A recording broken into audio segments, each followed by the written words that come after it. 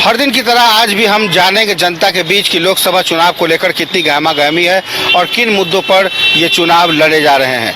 तो ऐसे में तमाम यात्रियों के साथ साथ हम आज बस में सफ़र करेंगे और बस की यात्रियों के हाल को जानने की कोशिश करेंगे कि आखिर तमाम जो पटना के यात्री हैं जो बस पे सफ़र करते हैं, तस्वीर बस की भी दिखाने की कोशिश करेंगे और उस बस के माध्यम से हम जानने की कोशिश करेंगे, पहचानने की कोशिश करेंगे और अपने सहयोगी शशि को भी कहेंगे कि बस पर इस बार चढ़ जाए।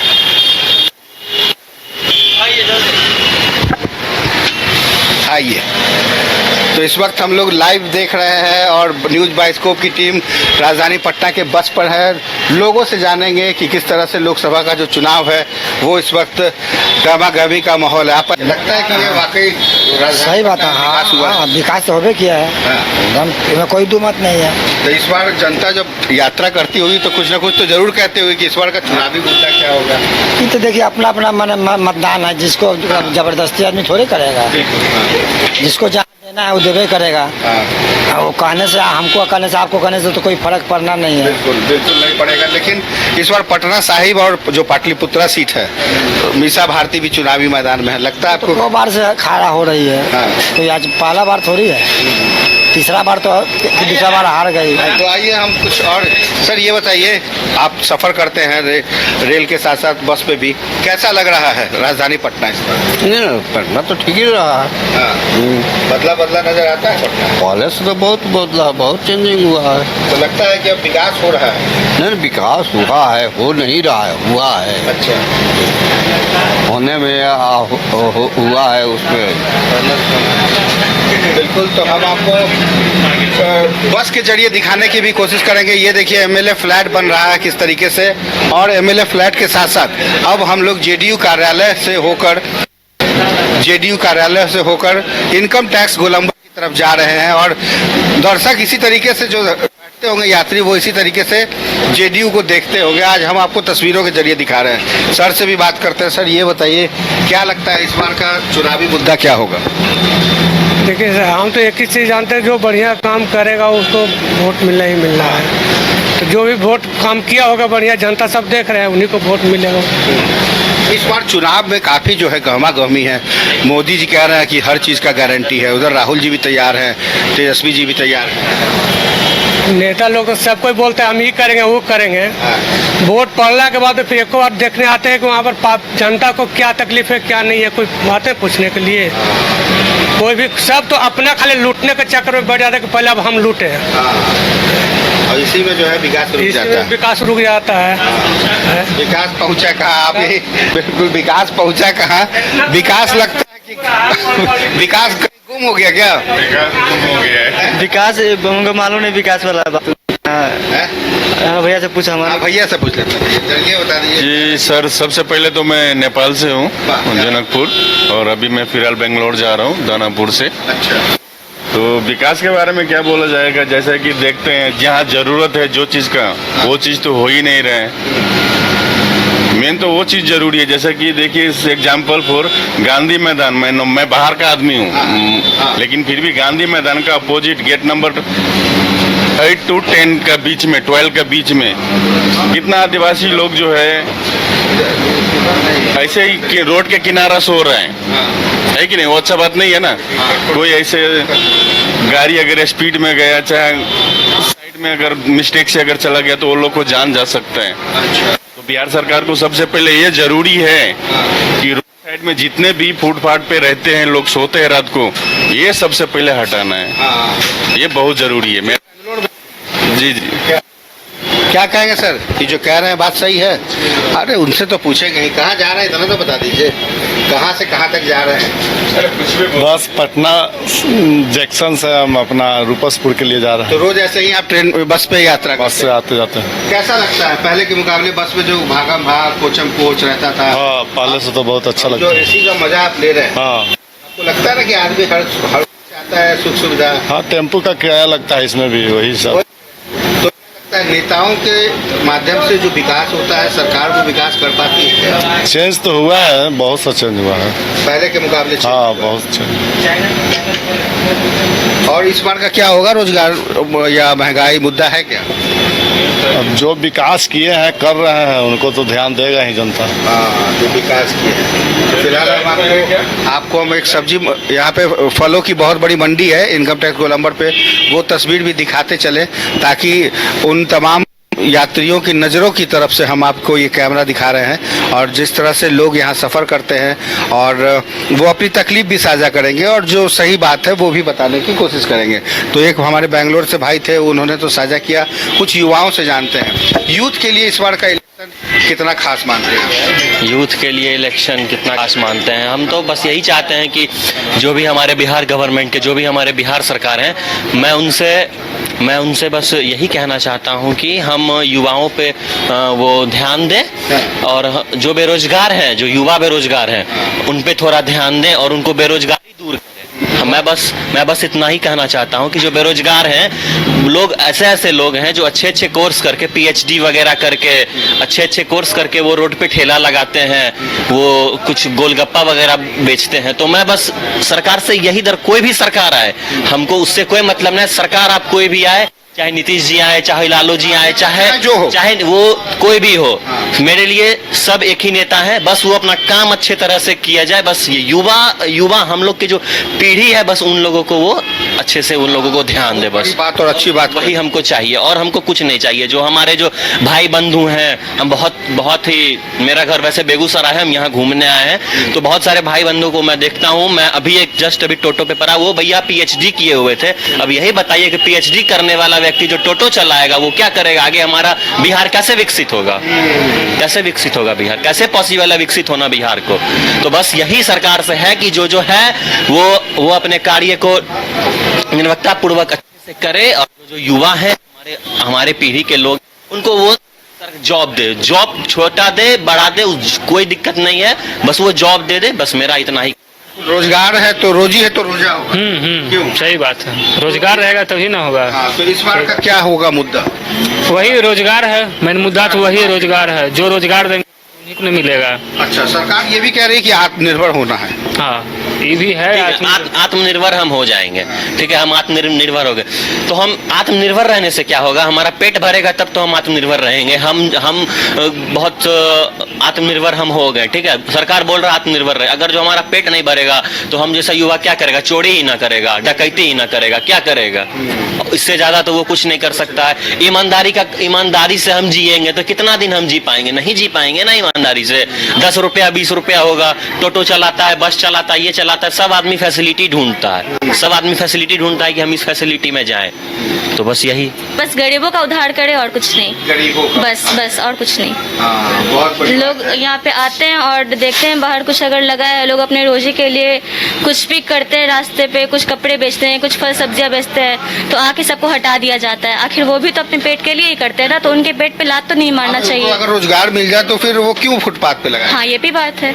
हाँ, तो बस किसी भी तरह से ये गरीबी को खत्म करे, क्योंकि किसी एक पक्ष को लेकर के समाज को आगे नहीं बढ़ाया जा सकता है, सबको लेकर के ही चलना पड़ेगा। गरीबी हटाओ, और गरीबी हटाओ के साथ साथ नेताजी जो चाहते हैं कि वो गरीबों को हटा, लेकिन गरीबी नहीं, गरीबों को ही हटा दें। नेताजी तो चाहते हैं कि गरीबी नहीं हटाना चाहिए, गरीबों को ही हटा दो, लेकिन ऐसा तो पॉसिबल है नहीं। वो भी तो इंसान है, उसको भी तो जीने का हक है ना।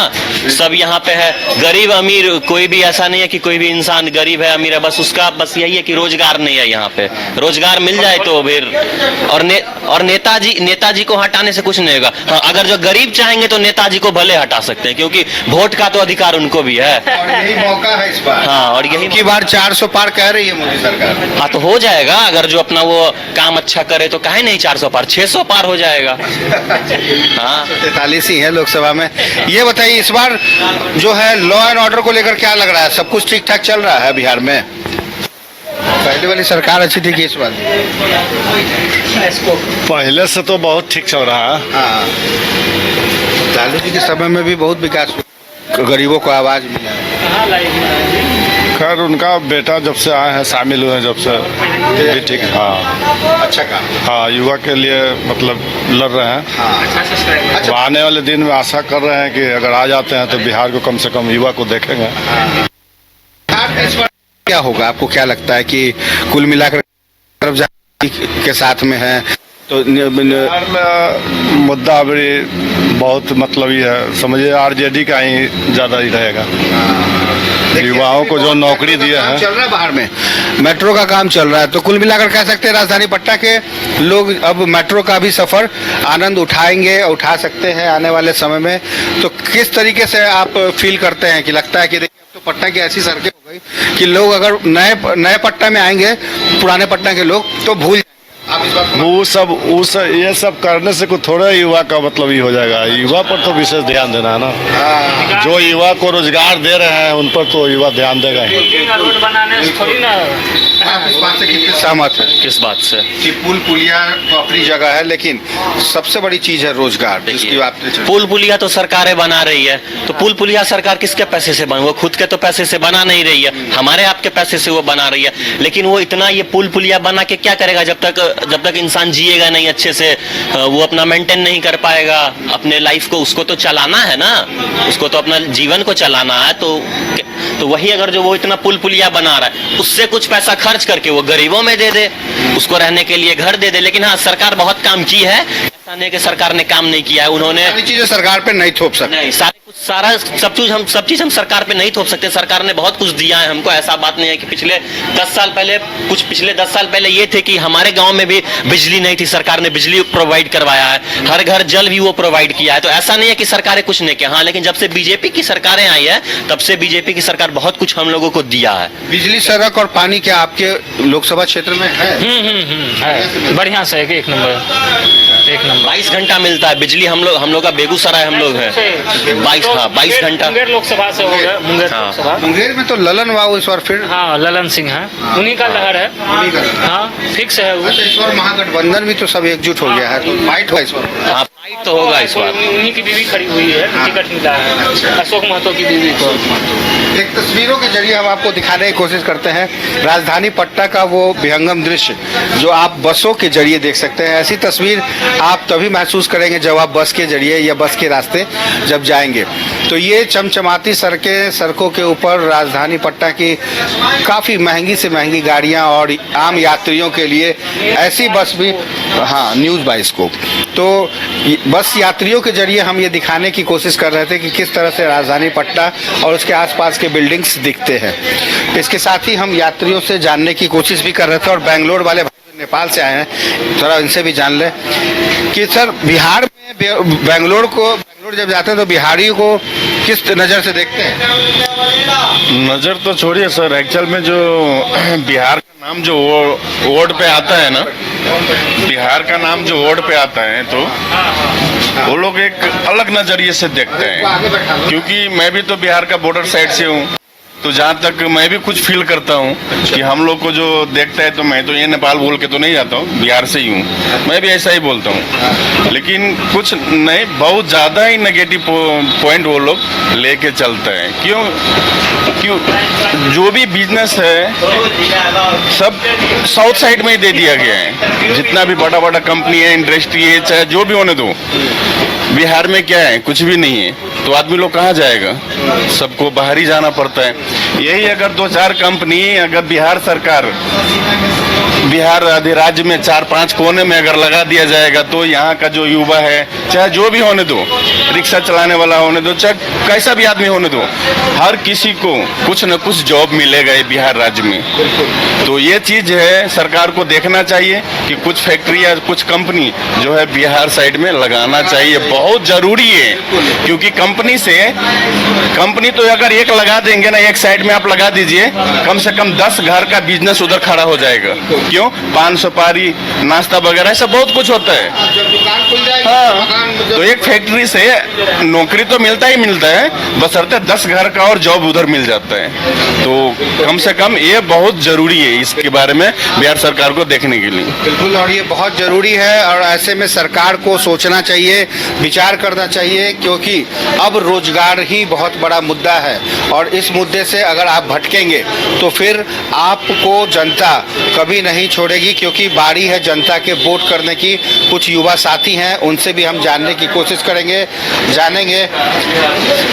आप पढ़ाई करते हैं क्या? जी 12th में, 12th क्लास 12। अच्छा 12 में। तो क्या लगता है राजधानी पटना की सड़कें सब कुछ लगता है हाईटेक है? हाँ अच्छा है। Smart city. स्मार्ट सिटी तो अभी नहीं बना है।